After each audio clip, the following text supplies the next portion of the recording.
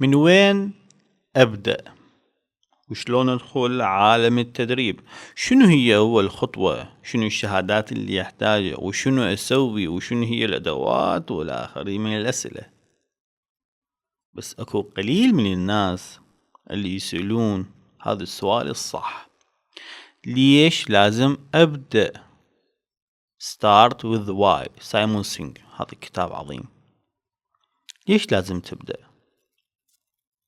إذا ما تعرف ليش لازم تبدأ ما راح تعرف شلون راح تستمر. واحد يقول لي شو أكيد يعني أنا أبدأ على مود الفلوس. لا يا عزيزي، الفلوس هي النتائج، صحيح؟ لا مو صحيح. الفلوس الأمور الجانبية اللي أنت تحصلها من هذا مشروعك. إذا ما تعرف ليش صدق لازم تبدي، كل تعبك راح يصير عشوائي. إذا تقول يعني بعدك مصر على إنه سالفة فلوس لازم تبدأ على مود فلوس وتطلع $1,000,000 من هاي أوهام اللي هي منتشرة في مواقع التواصل الاجتماعي، فصدقني أول سنة سنتين أنت ما راح تطلع هاي الفلوس اللي تريدها. هذاك الوقت راح تستسلم لأنه هدفك كان فلوس، وما دام جاي تشوف الفلوس راح تستسلم. والأسوأ تبيع دوراتك فلس ونص، يعني هدفك فلوس. والآخر من الكوارث اللي ممكن يصير وياك في هذا المجال الحلو كلها بسبب انه احنا نحدد اهداف خاطئة. اذن اولا سأل نفسك ليش اريد ابدأ هذا المجال، حتى تعبك لا يصير عشوائي، انجازاتك ما تحس تكون مؤقتة. بداية رحلة التدريب انت ما راح تكون بحاجة الى طن من الدورات والشهادات. في البداية انت تحتاج قرار واحد، تجلس في نفسك لمدة ساعة في مكان هادئ وتفكر شلون راح تقدر تغير حياة الأشخاص، شلون انت راح تأثر في حياتهم، شلون راح تغير العقول، شلون راح تبني لنفسك قاعدة فكرية جديدة مختلفة. فإذا هاي نيتك انت هنا ما راح تكون بس مدرب، انت هنا راح تكون قائد حقيقي اللي يبحث عن منصة، عن مكان، عن رحلة، عن فرصة حتى يخلق التغيير ويغير حياة الناس.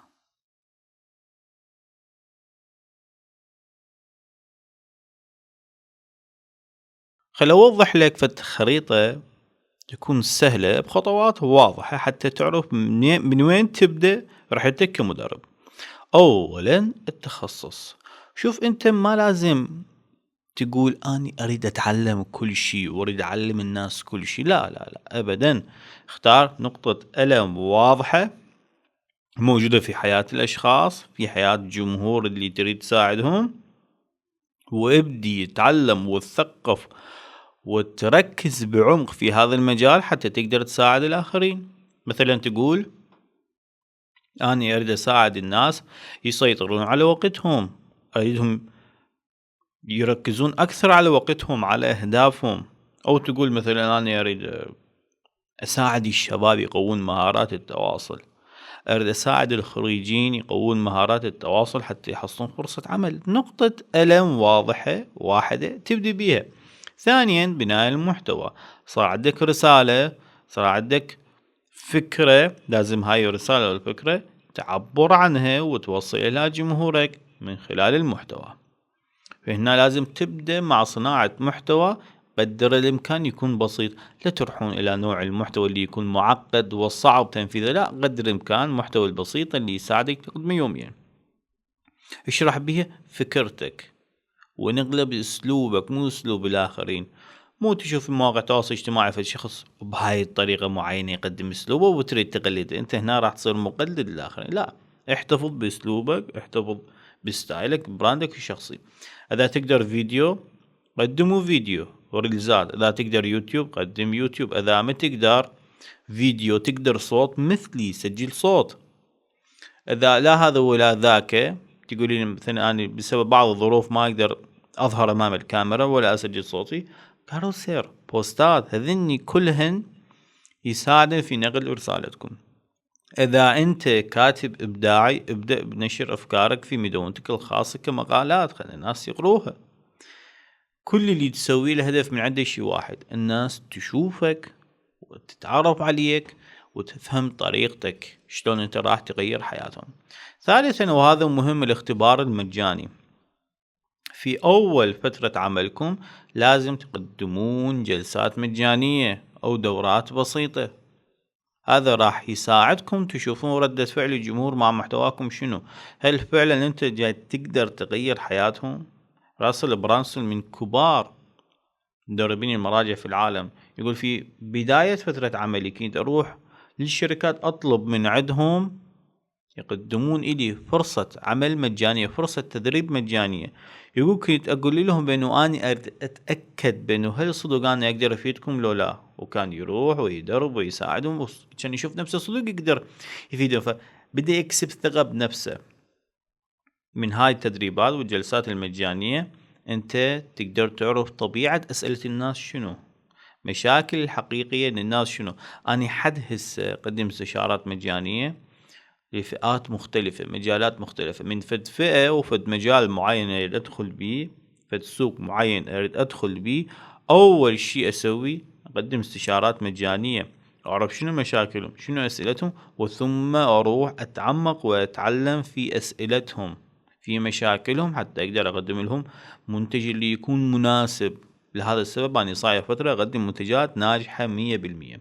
في بداية عملي كيد اوقع في هذا الفخ، اقول لا انا هذا المنتج اسويه وراح ينباع، ما كان ينباع. ليش؟ لان ما كنت مسوي تحقيقات السوق. التحقيق من يجي من انا اجلس مع الجمهور المستهدف اسالهم اشوف شنو احتياجاتهم، واحتياجاتهم اخليها في منتجاتي. ورابعا اول منتج تدريبي من تسويه لا تروح على امور ضخمة، لا تروح تسوي برنامج تدريبي 15 ساعة 20 ساعة 300 ساعة، لا، ابدي مع كورسات قصيرة، 3 فيديوهات 4 5 بالزايد الواحد من عنده نص دقيقة، وخلي أسعارها تكون بسيطة. انت من تكون جديد في عملك الناس ما راح يعطوك فرصة كبيرة حتى تغير حياتهم، يعطوك فرصة بسيطة. فقدم لهم منتجات بسيطة حتى هم يقدمون لك فرصة بسيطة. إذا استفادوا من منتجاتك البسيطة هم راح يطلبون من عندك تسوي لهم منتج أضخم. لا تبدي مع منتج كبير ضيع 6 أشهر من حياتك. هذا الفخ أنا وقعت فيه، سويت منتج 35 ساعة، يا بيش قد تعبت بيه 6 أشهر أشتغل عليه، بعت من عنده، ولكن النتائج ما كانت مرضية. ليش؟ المحتوى كان تعبان؟ لا، المحتوى كان فول. هل ما سويت تحقيق؟ لا، سويت تحقيق. لا، ليش النتائج ما كانت مرضية؟ لأنه الجمهور ما كان عنده مشكلة مع التعلم، كان عنده مشكلة مع الوقت، ما عنده وقت للتعلم، يريد فد شي بسيط ياخذه بسرعة يروح يطبقه بسرعة حتى ياخذ نتيجة. ميريد 35 ساعة يقعد حتى يضبط هذا الدبلوم. بعض الفخر توقعون بيه. سووا منتجات بسيطة وثم سووا سلسلة من المنتجات اللي وحدة تكمل الثانية. خامسا ويلي على الخامسا، أكثر المدربين ما عندهم هذا الخامسا.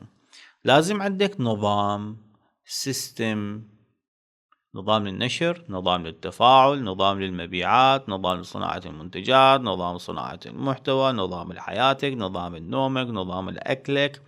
مدرب بدون نظام هذا مو مدرب، هذا أقدر أنا أسميه صانع محتوى شقوق عنده واهس. لازم عندك نظام. هذا البودكاست أنا بدي أصوره لكم هسه ساعة 8:38 صباحا. هذا آخر عمل إلي في هذا اليوم. أنا بديت روتين العمل ب6 الصبح، ب4 الصبح قاعد من النوم، نظام مالتي أقعد من وقت من 4 إلى 5 الصبح. هذا رب العالمين، دعاء، قرآن، روتين الصباحية، هذا من ضمن النظام. من 5 إلى 6 تأمل، استرخاء، أمدد شوي جسمي، أتريق بهدوء. ما أتريق أنا الصبح، أشرب كوب شاي أخضر، من أكمل شغل أتريق، أحب أشتغل وجسمي مرتاح. ب6 الصبح أبدي شغل بتركيز عميق، أكمل شغلي. يعني هسه تقريبا 9:30 بعد راح أكمل شغلي. كله لازم بنظام. متى تضغط على نفسك عندك نظام، هذا النظام يكون هادئ، مريح لأعصابك، مريح لجسمك، مريح لفكرك، والأهم يكون مريح لعائلتك.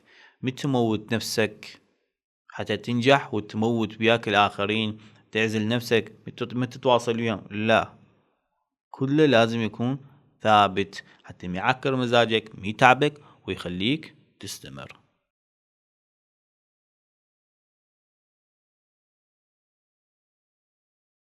أنا في بداية عملي كان عندي فد كتاب بسيط أسجل بيه أفكاري.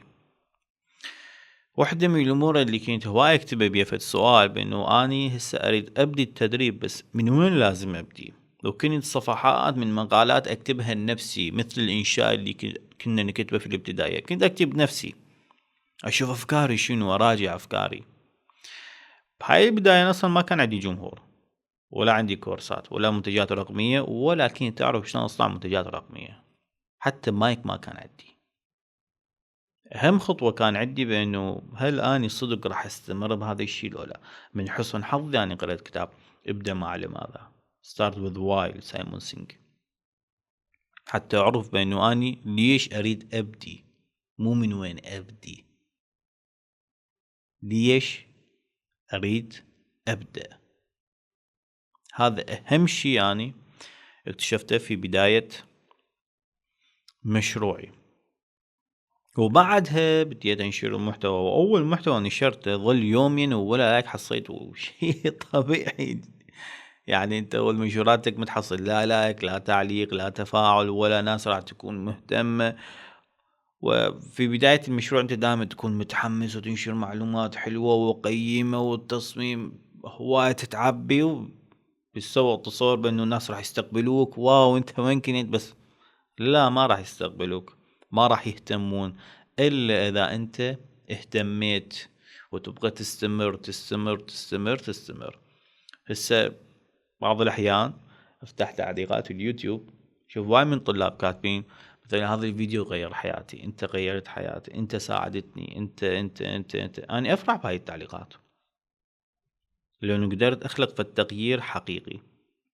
فاللي أريد أوصله لك اليوم، لا تنتظر الأدوات المثالية، لا تنتظر الكمالية. أنا أول ما بديت مع الموبايل ومايك جدا بسيط، مع كاميرا موبايلي بديت الآيفون.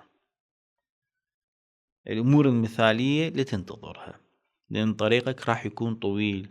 في هذا الطريق الطويل أنت راح توصل للتكامل، راح تكتب كتابك، راح تنشر مقالاتك، تنشر منتجاتك الرقمية، تطلق أكاديمية كاملة، ولا أن توصل إلى المدرب المرجع.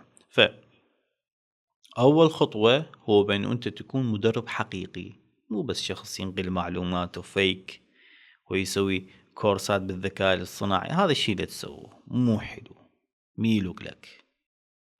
كلش أحبكم، انتظروني في حلقات القادمة.